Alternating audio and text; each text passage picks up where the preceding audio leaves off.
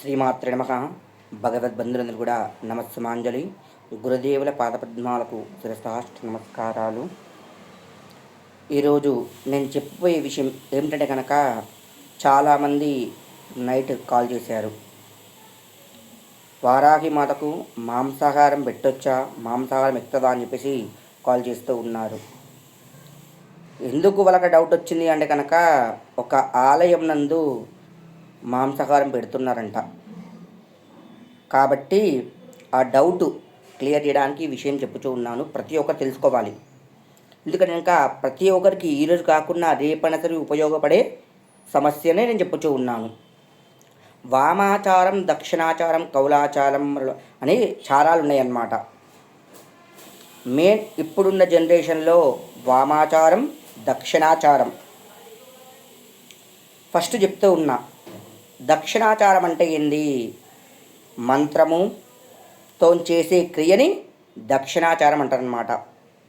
ఒకవేళ మంత్రోపదేశం ఎవరైనా తీసుకున్నారు, మంత్ర సాధన చెయ్యాలి, దాంట్లో తర్పణం ఇవ్వాలి, మార్జనం ఇవ్వాలి, హోమం చేయాలి, సమారాధన చెయ్యాలి. ఈ 5 చేస్తేనే మంత్రసిద్ధి మనకు లభిస్తూ ఉంటుంది. ఒక గణపతి ఉపదేశం కానీ, ఒక దుర్గా ఉపదేశం కానీ, వారాహి ఉపదేశం కానీ, ఏ ఉపదేశాలైనా సరే మనకి మంచిగా జరగాలి, మా శక్తి మనకి రావాలి, ఆ ప్రసన్నం కావాలి అంటే కనుక ఈ 5 చెయ్యాలి.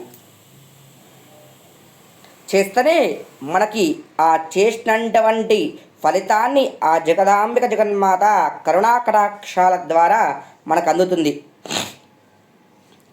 చాలామంది ఇప్పుడు జ్యోతిష్యాలలో చాలా పెట్టారన్నమాట అమ్మవారి పేరు మీద. ఎందుకు?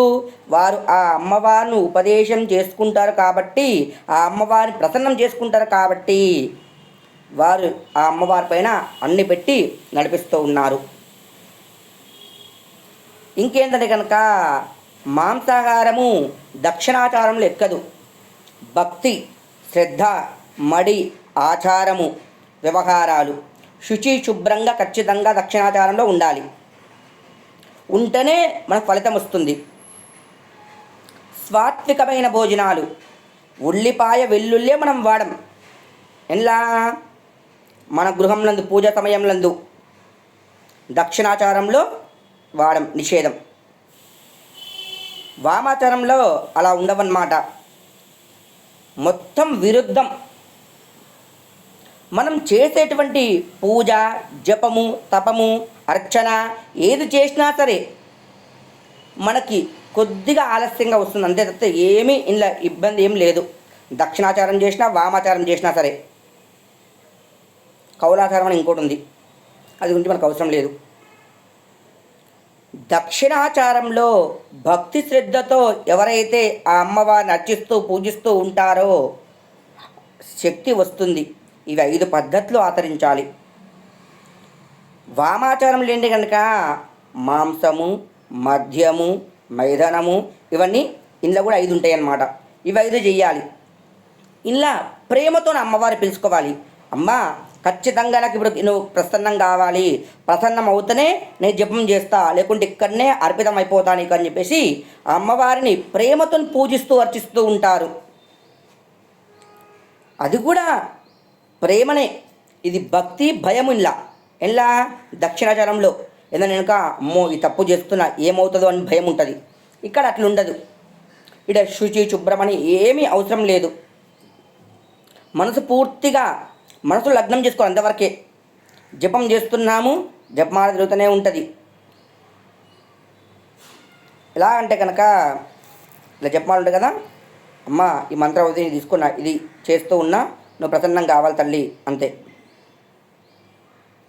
గుర్తుపెట్టుకోండి, ఇవి 2 వేలు తాకకూడదు. గోముద్ర లెక్క ఈ 3 వేలు తాగుతూ ఉండాలి జపం చేసేటప్పుడు. వామాచారం కానీ దక్షిణాచారం కానీ జపం చేసేటప్పుడు ఉండాలి. వామాచారంలో అన్నీ కూడా తెలుసా విరుద్ధంగా అమ్మవారిని పెట్టిరు, ఫోటో పెట్టేసి పూజ చేస్తున్నారు. ఇదంతా ఇక మాంసబలి, రక్తబలి ఇస్తూ ఉంటారు. మద్యం అమ్మవారు సమర్పిస్తూ ఉంటారు. కాబట్టి మనం చేసే ఆచరణ వ్యవహారాలు మనకి ఎవరైతే గురువు ఉపదేశించారో, ఏ విధంగా అయితే ఉపదేశించారో ఆ విధంగానే నడుచుకుంటూ ఉండాలి. కొంతమంది ఉంటారు వామాచారం చేస్తారు, దక్షిణాచారం చేస్తారు, ఇంకా వేరే ఆచారాలు కూడా వివరిస్తూ ఉంటారన్నమాట. మనము ఎలా చేసినా సరే భక్తి శ్రద్ధలతో చేస్తే ఏ విధమైన పూజ అయినా సరే సిద్ధిస్తుంది. కాబట్టి మాంసము మద్యం అనేది మైండ్లో ఏం పెట్టుకోకండి. మీరు ఏ రోజు నుంచి నవరాత్రులు ప్రారంభం ఎలా ఇచ్చారో భక్తి భావంతో అలాగే ఆచరించండి, పూజించండి, అర్చించండి. ఆ విధంగానే ఆ అమ్మవారిని కలుసుకోండి. ఇందులో ఏం చేస్తాము, దక్షిణాచారంలో గుమ్మడికాయ బలిస్తాం. మన రక్త బలి ఇలా గుమ్మడికాయ బలి. బలి అనేది బలియే. కాబట్టి ప్రతి ఒక్కరూ గమనించగలరు, తెలుసుకోగలరు. శ్రీమాత్రే నమః. నా ఛానల్కి కనుక లైక్ కొట్టండి, షేర్ చేయండి, సబ్స్క్రైబ్ చేసుకోండి. జగన్మాత్రే నమః.